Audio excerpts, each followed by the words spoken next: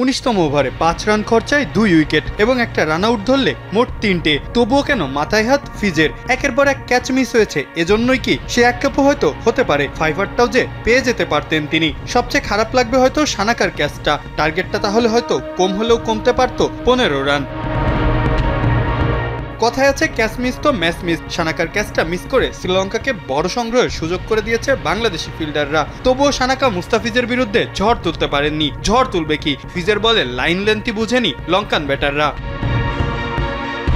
আসালাঙ্কা তো লাইন না বুঝে ব্যাট চালিয়েছেন ভয়ে ভয়ে। লিটন কুমার দাস অফসাইডে অনেক সরে গিয়ে কিপিং করেছেন ফিজের বলে, যেন ওপেন বুক এক্সাম শ্রীলঙ্কার জন্য। তবুও মুস্তাফিজ নামক গোলক ধাঁধাটা পার করতে পারেনি লঙ্কান ব্যাটাররা।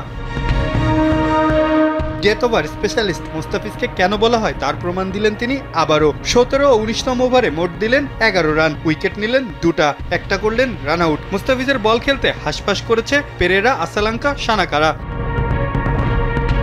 ইনিংসের শেষ বলে ছক্কা মারার চেষ্টা হাসারাঙ্গা করেছিলেন বটে, তবে শেষ রক্ষা হয়নি। 4 ওভারে 20 রান আর 3 উইকেট। বোলারদের দুর্দিনেও মুস্তাফিজ বুঝিয়ে দিলেন দুবাইটা তার ঘাঁটি।